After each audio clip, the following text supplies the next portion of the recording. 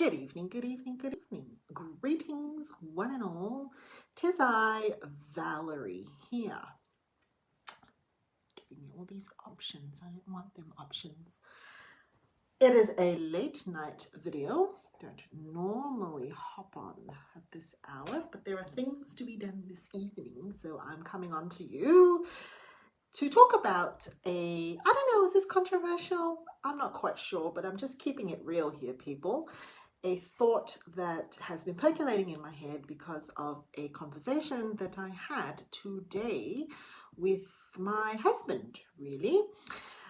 Have you ever noticed, if you are female, have you ever noticed that there are conversations that you can have with other females where it's like, oh yeah, that's totally happens, relatable, and then you share it with someone of the other gender and you find that they're like, really? This happens?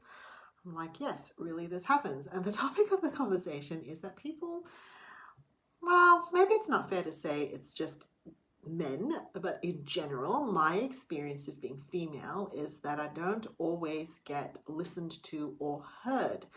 And this might surprise you because I have a very big voice and I have very big things to say and ideas, and I have anger as one of my predominant emotions as well. But yeah, it's the reality that you very often don't get heard. And I couldn't shake this off my head because I have a daughter.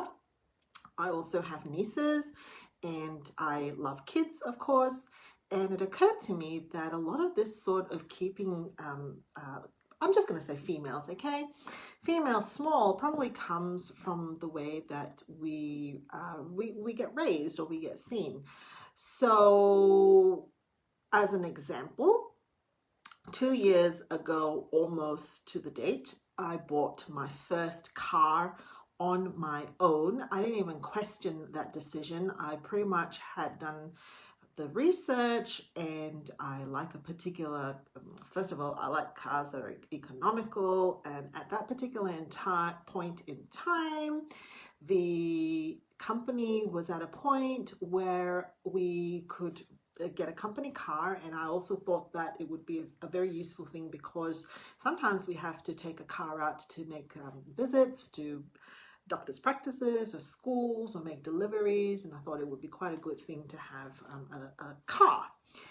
So having thought about what was needed, safety, all those practical things, also looked at the engine and kind of some of the features. Anyways,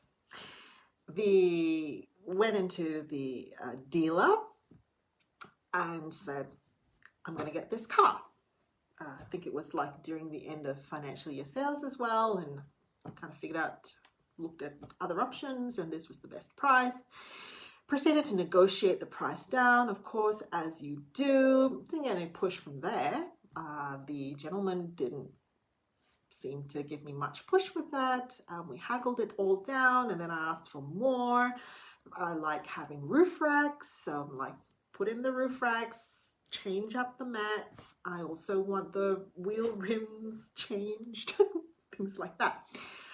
And right at the very end, while I was contemplating whether or not, in my head, it was a contemplation really more of what time it was and whether I should do the paperwork there and then. I think it was getting close to 5 p.m. or whether I should come back the next day. The salesperson picked up my hesitation and then said, you need to go home and talk to your husband and ask him to come instead. And I said, no, why?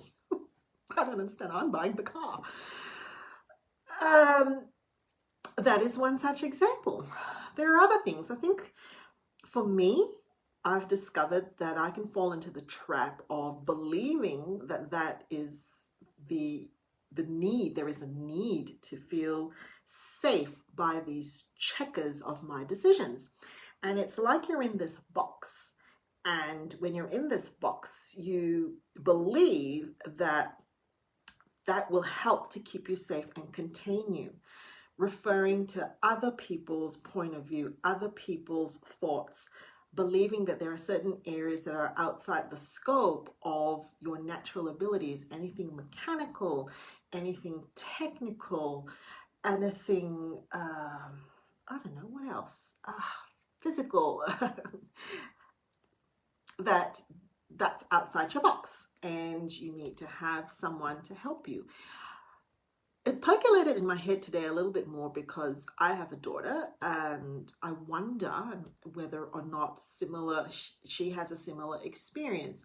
Very often her brother will and her will pull me up and correct me and ask me why I have those assumptions of either of them. And I thought that it was an interesting topic, and I wondered if anybody had this experience of actually feeling like you've been put into the box because of your gender. What I've had to learn is that take away the gender bit, it doesn't matter, whatever gender. There are going to be some situations where you find yourself wondering if you need to stay small to be accepted. Do I keep my personality small? Do I keep my interests hidden? Do I keep the books that I read tucked away, or the music that I listen to? How about my friends? Should I not make that public, that I have friends who have very different thoughts and ideas? Should I shrink back down to size so that I'm manageable for other people?